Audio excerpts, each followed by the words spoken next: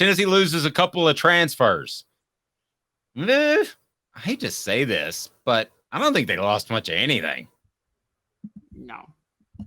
For those who are questioning, Cameron Miller was the big one. Cameron Miller was a 4-star receiver in the 2022 class out of Memphis. I think he moved to defensive back afterwards, and then they lost.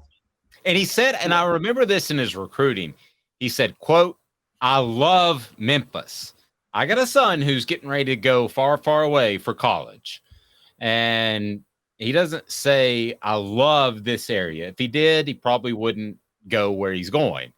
But I always felt like if you, those Memphis guys, and you're from Memphis, those Memphis guys, if they say, "Man, I love Memphis," I think there's always a chance that they look at the school they commit to and they think, "I could fall back on Memphis." Yes, particularly with so this is more common in basketball than football. So for those who don't understand with the landscape of Memphis, head coaches in Memphis in basketball don't have to recruit. They don't leave the city, and they build their team around Memphis talent. That's why I've told you in the past, Larry Finch got fired because Tony Harris committed to Tennessee. You don't let Memphis kids get out of Memphis in basketball, and it's a big deal when you do.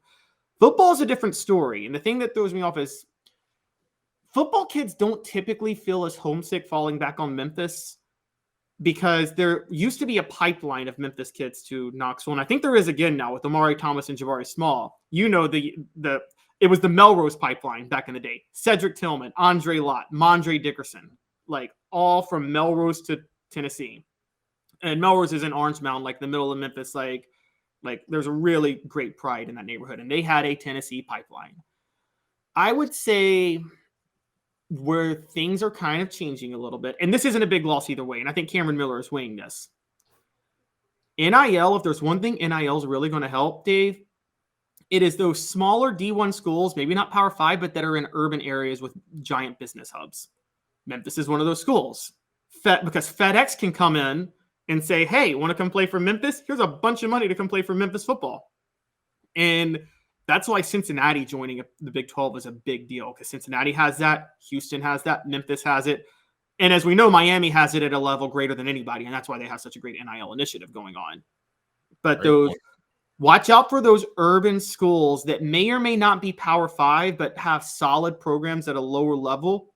There's a lot of money in those schools. And Memphis, the reason that Memphis is not in the Big 12 or ACC in Louisville is because 30 years ago, Louisville decided we should invest more in football than basketball. And Memphis stupidly decided to stay invested in basketball. They're now starting to invest in football. And they're never going to be on Tennessee's level. Don't get me wrong, but I'm saying NIL could help them keep some talent in the city. Great point. Nigel Lanier, the Vols also lose. He doesn't have a profile page on utsports.com, so I'd say he wasn't that important. He was a walk-on receiver who got a scholarship. So congratulations to getting a scholarship. He probably is looking for somewhere he could play. Look, I'm sorry, though. If I'm a walk-on who gets a scholarship, I'm sticking with that scholarship. I want to graduate and keep my scholarship. Yep, and I'll say it a million times. I've said it for 20 years. You play hard for Tennessee. You keep your nose clean. You're going to have a job coming out of school, $100K. It may be in pharmaceutical sales. It may be something may not be the NFL, but you're going to have a job. I think you bring up a great point. I would have stayed at Tennessee to be a VFL and what that brings, which by the way, we're going to discuss was not attributed to Derek Dooley, it was somebody else, but we'll get to that.